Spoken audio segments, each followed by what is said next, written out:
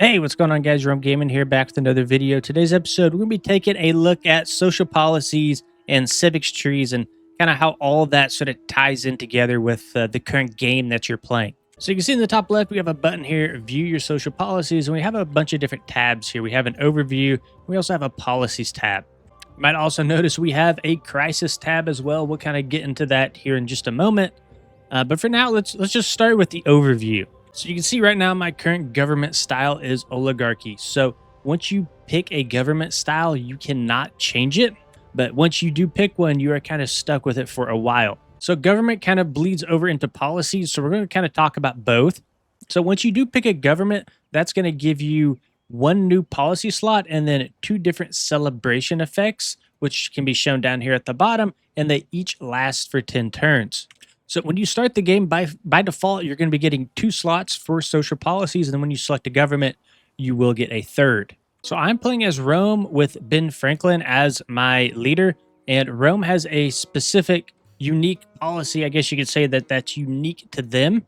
So Auxilia here, 5% production towards military units in the capital for every town. So I know this is unique to me based on the little icon here, right? So just know when you do play through, there are some policies that can be unique to you. Now, you can also unlock new policies as well through the civics tree. So if we exit out of this, open the civics tree, view tree here. So if we go to this one in the top left, you can see at the very bottom of the tooltip, Auxilia. That's that 5% production that we just talked about that's unique to Rome. And you can see we have 2 different tabs here. We have antiquity as well as the Roman civics. So you can see what's unique to Rome, and then you can see just what everybody can get in the antiquity age as well. Now let's take a step back here as well and go back into our social policies and come back over to this crisis tab that we talked about earlier. So whenever you do reach the end of an age, this crisis will be triggered and you're going to be granted with a crisis card, which essentially you have to play the card. You have to select to choose that card and you have to go through the crisis. And it's going to be very important that you handle that crisis as quickly as you can because your cities can revolt against you. So it is a little bit of a twist in Civ 7. It's pretty fun to play around, to be honest. It gives you something else to manage. And that's one thing that is really unique to me in Civ 7 is it gives you complete control. And it has a bunch of other little mini games within it. And I have a ton of more control over my empire in Civ 7. So really liking that so far. And a big part of the civics tree is going to really focus around culture generation. So if you're ever wondering how much culture you're generating, come up here to the top left, just press your gold treasury, and then you see that you have a column here showing how much culture that you are generating. So a lot of the culture that you do generate, again, it does come from your civics tree. It does come from your social policies. So that is something to kind of keep in mind. Another thing to keep in mind is the civic tree that you're seeing here is only the antiquity age civics tree. So this will actually update with each age. So just say, for example, if we're in the modern age, this will say modern civics. And this can kind of go hand in hand with whichever victory condition that you want to go to. So if you kind of look at the bottom of this tree, you can see that we have some nodes here that are more aligned with military. We also have some nodes here at the top. They're going to be aligned a little bit more with culture. And at the very end of your civics tree, you'll see something here called future civic. So this is going to help you kind of progress through the ages.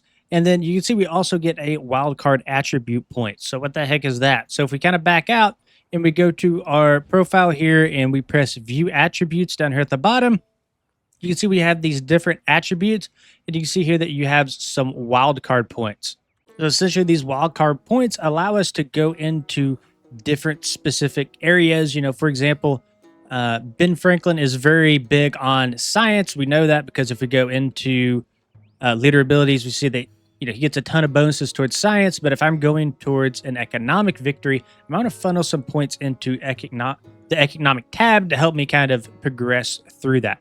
So it's a way to allow you to be able to achieve different victory conditions. So again, you will get a new tree with each age, and you can kind of specialize specifically in what you want to research for whatever victory condition that you're going for.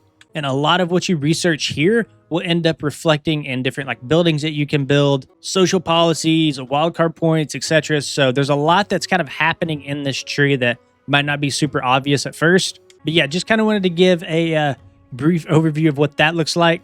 Then one other thing I did want to discuss is once you do get into the modern age, you'll be able to pick an ideology democracy, fascism, or communism, which will each have their own specific bonus. That's kind of outside the scope of this video, but just know that there will be some other tabs at the top where you can kind of research into those if you want. But I guess TLDR, with the civics tree, with the policies, with the attribute points, it's all to give you flexibility to be able to run your empire kind of however you want.